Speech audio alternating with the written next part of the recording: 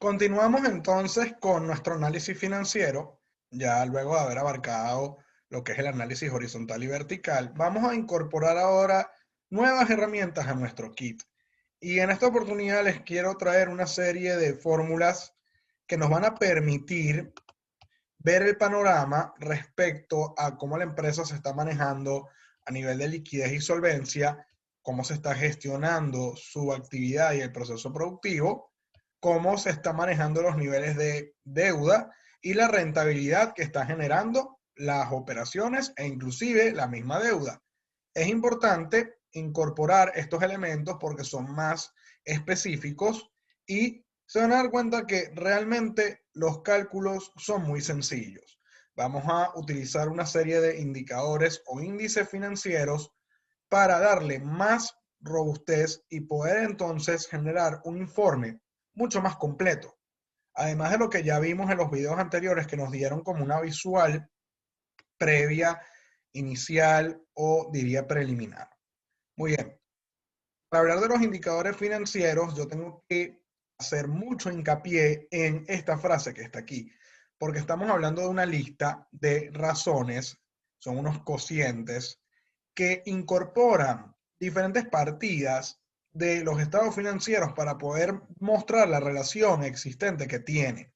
Entonces vamos a poder ver que podemos armar fórmulas compartidas del estado de situación y con el estado de resultados podemos hacer un mix bastante interesante y con el resultado podemos hacer varias interpretaciones. Pero recuerden que el análisis financiero se basa mucho en hipótesis e inferencias. No estamos dentro de la empresa y adicionalmente es importante recordar que esto es referencial.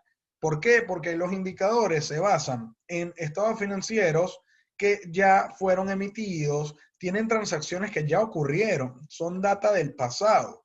Entonces, nos vamos a basar en el comportamiento y en el desempeño de la empresa en el pasado para poder tomar decisiones actuales y futuras. Sin embargo, esto no puede ser definitivo, tiene que ser una base, tiene que darnos una idea o noción acerca de cómo le puede estar yendo a la empresa, porque como bien dice aquí, esto le sirve a los stakeholders para tener una medida de comparación con otras empresas dentro del mismo sector o industria.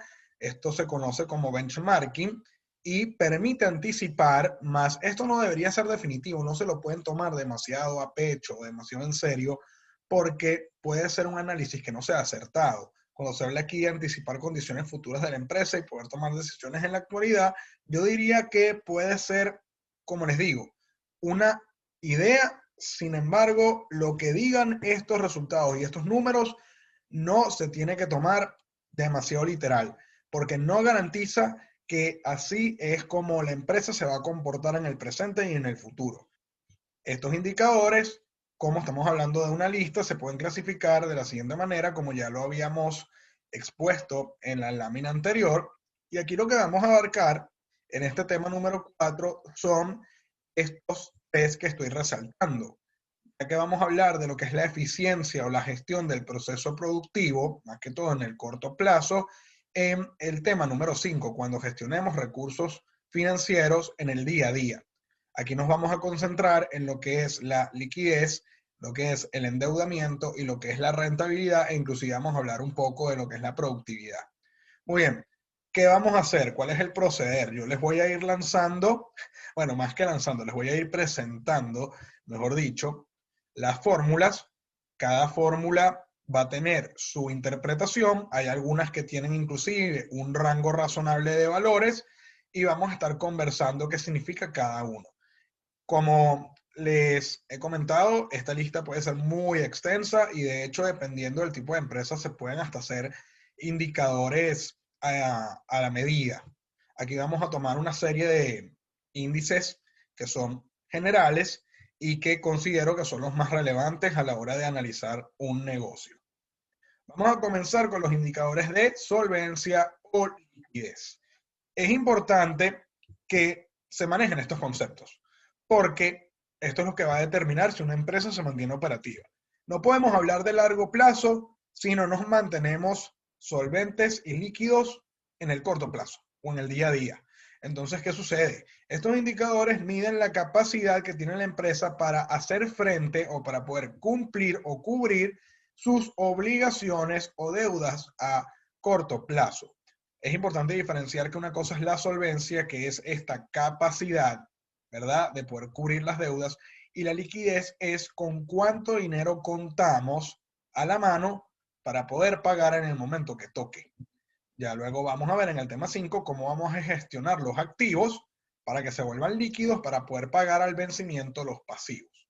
Vamos a comenzar con lo que es la razón corriente, también se le llama índice de solvencia, que básicamente lo que mide es cuántas veces, teóricamente hablando, porque como les había dicho antes, los indicadores no es algo para tomárselo demasiado en serio, literal.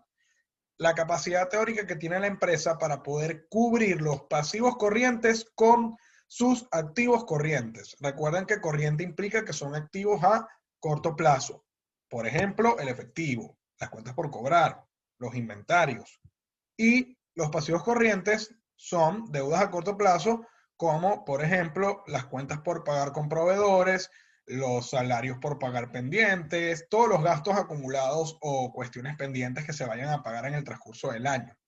Entonces, algo importante es que esto se mide en veces. El resultado que van a ver aquí no es no es un porcentaje, no es una cantidad monetaria, sino que te va a decir la cantidad de veces que se puede pagar el pasivo corriente con los activos corrientes. Y lo idóneo es que sea superior a 2, que se pueda cubrir el doble de la deuda con los activos. Ahora bien, esto va a depender mucho del tipo de empresa. Inclusive se puede decir que si por lo menos es igual a 1 o mayor a 1, está bien. Lo importante es que se pueda tener un margen de seguridad, como un colchón que permita poder pagar estas deudas con estas inversiones. ¿Ok? Ahora, vamos a ampliar un poco el panorama y de hecho lo vamos a poner ahora un poco más, diría, crítico, porque ahora vamos a considerar lo que se llama la prueba ácida, que es una modificación del indicador anterior, en donde a los activos corrientes se les va a restar el inventario. ¿Por qué?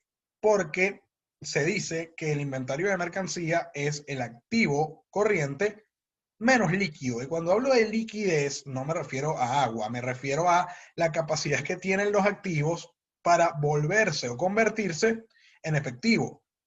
Dependiendo de la clasificación, fíjense, es más difícil vender una mercancía, ¿verdad? O sea, que tiene que pasar por un proceso de producción, que la materia prima tiene que pasar a un producto terminado y luego se tienen que hacer todos los esfuerzos, ¿verdad?, de marketing y distribución para que el producto llegue al cliente y pueda comprarlo y además de comprarlo pague por el producto, sea de contado o a crédito posteriormente, pero como pueden ver el inventario pasa por todo un proceso, que es distinto a tener una cuenta por cobrar, una factura. Es más rápido hacer efectivo una cuenta por cobrar o una inversión temporal. Entonces, ¿qué es lo que te quiere decir este indicador? Bueno, vamos a ver ahora cuál es la capacidad teórica de la empresa para pagar los pasivos corrientes solo con los activos más líquidos. Es decir, en teoría, lo que es el efectivo en sí mismo y las cuentas por cobrar. Se maneja en veces también y como pueden ver, la prueba ácida evidentemente va a ser menor a la razón corriente y la idea es que sea mayor o igual a 1, que se pueda cubrir por lo menos una vez o por completo las deudas a corto plazo con estos activos que son más disponibles. Ok, ¿qué pasa si llevamos esto de extremo? Hablamos de lo que es la prueba superácida y bastante, es un poco dramática la cuestión, porque ahora piensen en este escenario, imagínense lo que es cubrir todas las deudas a corto plazo solamente con el efectivo disponible. Es un poco, sí, es un poco exagerado, pero permite ver a nivel crítico cuál es la capacidad máxima de la empresa para mantenerse solvente.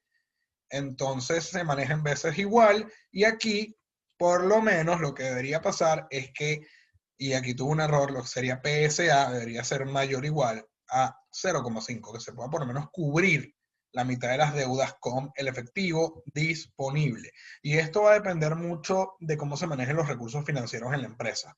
porque se debería dedicar cierto porcentaje, ¿verdad? O una cantidad de efectivo para pagar deudas. Y se tiene que hacer esto para diferentes, digamos, desembolsos o gastos que tenga la empresa. Lo importante es que la empresa no quede insolvente y no se quede corta de dinero. Porque si no puede pagar, entonces empiezan los problemas. Empieza todo el tema de lo que es la refinanciación, ¿ok? Creo que ahí, no sé si lo dije bien, pero el refinanciamiento, hablar con los proveedores y con la banca y decirles, mira, vamos a reestructurar la deuda, además de que, bueno, nos pueden cambiar las condiciones, nos pueden cobrar tasas de interés más altas, podemos perder cierta credibilidad al no poder pagar a tiempo y eso va a impactar a nivel de que los bancos nos puedan prestar crédito o los proveedores nos puedan suministrar materia prima de buena calidad o más barata respecto a la competencia. E inclusive pudiéramos perder proveedores. Entonces, es un tema de estar full pendiente y por eso es que siempre hay departamentos de cobranza, hay departamentos de cuentas por pagar, departamentos de crédito que están pendientes de hacerle seguimiento a todo esto. Pero como les digo, estos indicadores nos dan una idea general de lo que puede estar pasando y lo que nos quiere decir la empresa. Si en verdad tiene fortalezas a nivel de hacer frente a las obligaciones o tiene algunas deficiencias por mejorar. Muy bien, bueno, para Grey Matter Technologies vamos a aplicar tanto para 2019 como para 2020 y así poder hacer un análisis comparativo. Vamos a calcular los indicadores de solvencia. Tienen el archivo Excel que lo voy a compartir aquí, donde van a poder ver el detalle del cálculo de cada uno y ya aquí podemos hacer algunas inferencias. Aquí lo que podemos ver es que efectivamente mejoró. No sustancialmente, pero de alguna forma está más solvente que el año anterior y los números no han variado significativamente. O sea, aquí lo que podemos decir es que se mantiene en un buen nivel, la razón corriente no es mayor a 2, la prueba ácida no es mayor a 1 y la prueba superácida evidentemente es bastante baja. Aquí lo que podemos inferir es que, a ver, Grey Matter Technologies puede cubrir, ¿verdad? Por lo menos la deuda y un poco más, ¿verdad? A corto plazo con los activos corrientes. ¿Y qué pasa? Aquí lo que podemos ver es que de alguna forma la empresa depende de la venta de su inventario, porque fíjense cómo cae sustancialmente cuando, ¿ok? Se los excluimos con la prueba ácida y fíjense que también depende mucho de las cuentas por cobrar y se acuerdan cómo yo puse las alertas en los videos de análisis horizontal y vertical, que les decía, miren, las cuentas por cobrar representan una cantidad considerable. Si se las quitamos, podemos ver que la prueba superácida se cae y que la empresa en verdad no está en condiciones para pagar deudas o, miren, esto es mínimo, ¿no? Sí depende del efectivo. Es decir, esta empresa necesita de alguna forma hacer gestión en cuanto a venta de inventario y en cuanto a lo que es el cobro de lo que tiene pendiente. Entonces, permítanme mostrarles aquí el archivo de Excel, donde van a poder ver que tienen una pestaña con todos los indicadores que vamos a ver en esta serie de videos que faltan. Y aquí pueden ver el nombre del indicador, la fórmula, la expresión. Acuérdense que esto es cantidad de veces, no es un porcentaje o un número. Y aquí están los cálculos. Se los muestro rápidamente. Fíjense, es muy sencillo. Para calcular la razón corriente del 2020, simplemente yo tengo que irme a mi balance. ¿Okay? Voy a mi estado de situación financiera y ubico el total de activo corriente, como ven acá, y lo divido entre el total de pasivo corriente, también lo ubico aquí, y ya tenemos el resultado. ¿Okay? Fíjense que podemos hacer lo mismo para el año 2019.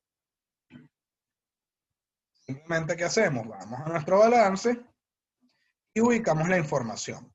Total activo corriente por este lado y lo divido entre total pasivo corriente en este lado. Ya lo perdí. Aquí está.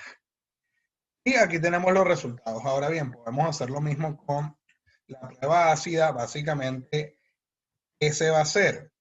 El paréntesis aquí para mostrar que lo que tengo que hacer es tomar el activo corriente y restarle el inventario neto que está acá, cierro paréntesis, y lo divido entre el total del pasivo corriente. Y aquí pueden ver cómo varían las cifras.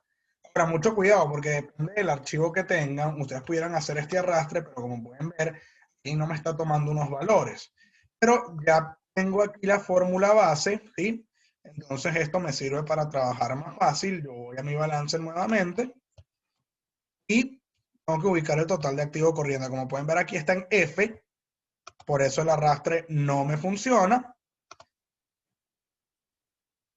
Y hago aquí resto del inventario. Y aquí la cuenta, bueno, el total pasivo corriente. Y aquí lo pueden ver. Bueno, la prueba super ácida simplemente voy a tomar es el monto del efectivo. Aquí dice efectivo y equivalentes. Y lo divido entre el total de activo corriente. Y hago el arrastre correspondiente acá. ¿Okay? Solo que acá voy a poner F para que agarre, ¿no? Vamos a ver si hice bien el cálculo, porque creo que me está dando un poco distinto. Sí, me está dando un poco distinto. Vamos a ver qué pasó. Bueno, que estén pendientes, ¿verdad? Están tomando, aquí tomamos efectivo, dividimos entre total pasivo corriente. Y aquí,